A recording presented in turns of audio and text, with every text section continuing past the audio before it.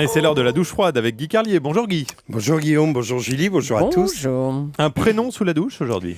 Oui, on apprend ce matin dans le Parisien que la cour d'appel de Pau a donné gain de cause à un jeune homme de 23 ans que ses parents avaient prénommé Johnny parce qu'ils étaient fans de l'idole, mais qui ne supportait plus ce prénom. Il a confié au quotidien Sud-Ouest: d'abord, j'ai jamais aimé les chansons de Johnny Hallyday et je n'en peux plus des « ah que coucou » dès que j'arrive quelque part. En plus, à chaque fois que j'ai des formalités administratives à accomplir, on me demandait Johnny comme Hallyday. Oui, c'est vrai que ça doit être pénible, le type derrière son guichet.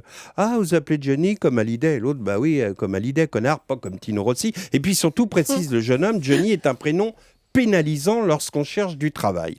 Donc la cour d'appel de Pau l'a autorisé à changer de prénom et afin de ne plus être pénalisé lorsqu'il cherchera du travail, il s'appellera désormais Karim. Alors là, de deux choses l'une. Ou bien les choses ont changé dans notre beau pays et on peut désormais s'appeler Karim sans être stigmatisé, ou bien le type a le même QI que l'autre Johnny. Parce que changer de prénom sous prétexte que Johnny pose des problèmes pour trouver un job et se faire appeler Karim en pensant que ça n'en posera pas, c'est quand même assez con.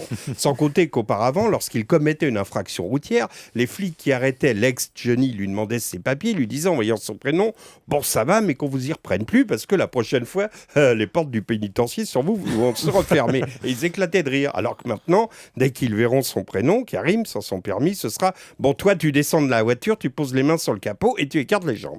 Ceci dit, c'est vrai que Johnny, c'est dur à porter.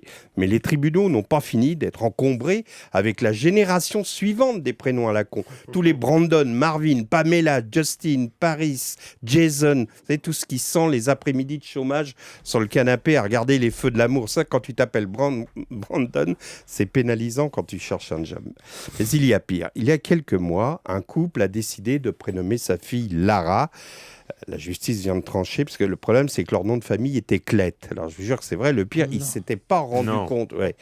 Donc, que ça faisait la raclette. Alors, ils ont fini par entreprendre les démarches pour effectuer le changement d'état civil qui vient d'avoir lieu. Sauf qu'ils aimaient tellement le prénom Lara qu'ils ont décidé de changer le nom. Vous voyez ?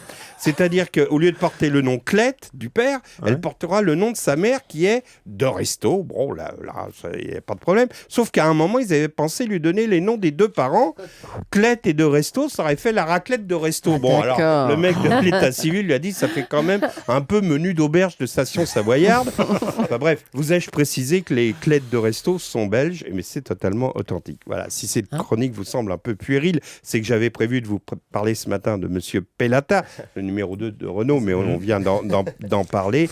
Donc, on nous a dit qu'à l'issue d'un conseil d'administration extraordinaire de plus de 3 heures, on précise, parce que ça paraît extraordinaire, 3 heures dans un conseil d'administration, il a donné sa démission, mais ne vous affolez pas, on lui a proposé d'autres missions au sein du groupe. Voilà pourquoi j'ai préféré vous parler de l'humiliation de certains patronymes.